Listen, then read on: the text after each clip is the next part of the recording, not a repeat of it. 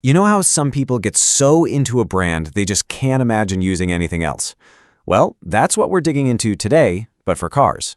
Specifically, Tesla. There's this powerful idea that once you drive one, you're locked in. So what's that all about? Let's get into it.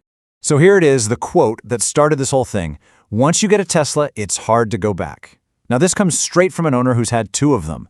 And you got to ask, right, is this just hype? People loving the brand? Or is there something actually different going on here that makes people so loyal? We're going to unpack that. Okay, what makes this so interesting is that this isn't some blind follower talking. This owner was actually in the market looking at other cars.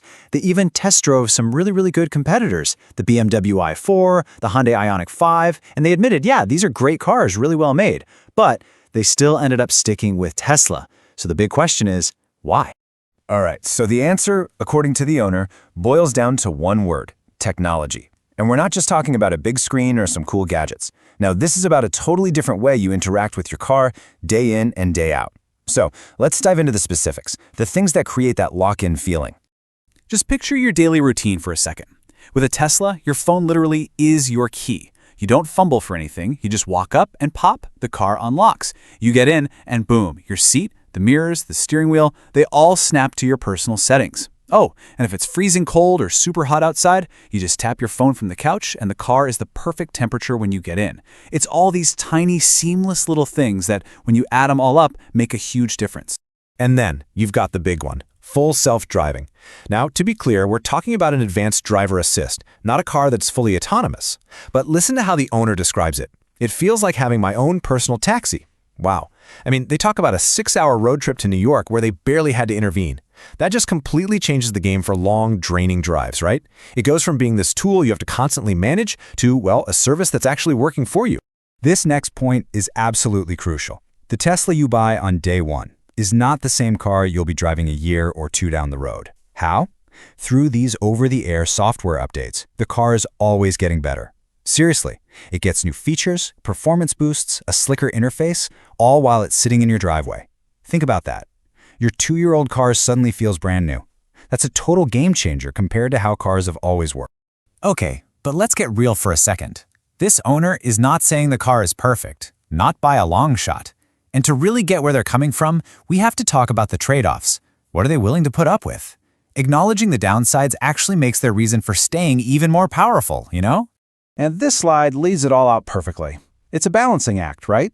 On one side, you've got the huge wow factors we talked about, that seamless experience, the software that's always improving, and the crazy useful full self-driving. But on the other side of the scale, there are some pretty big buts. The owner points out things like concerns over build quality and that, hey, some competitors might actually have more advanced battery tech. For this driver, though, the good stuff, it just completely outweighs the bad.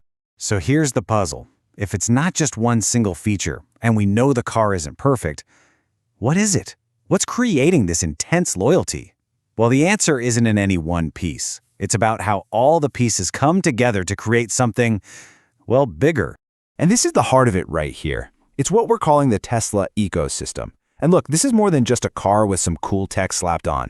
It's this super deep, totally integrated connection between your phone, the car's software, and all its main functions. It's all one thing.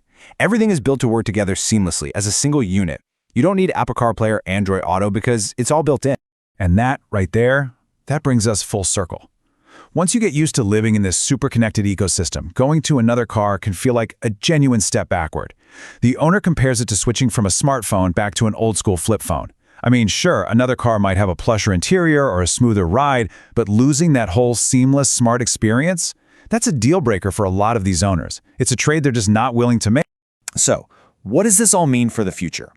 It leaves us with this huge question, not just for Tesla, but for the entire car industry. As cars keep turning into computers on wheels, what's going to be the thing that wins our loyalty? Will it be the stuff we've always cared about?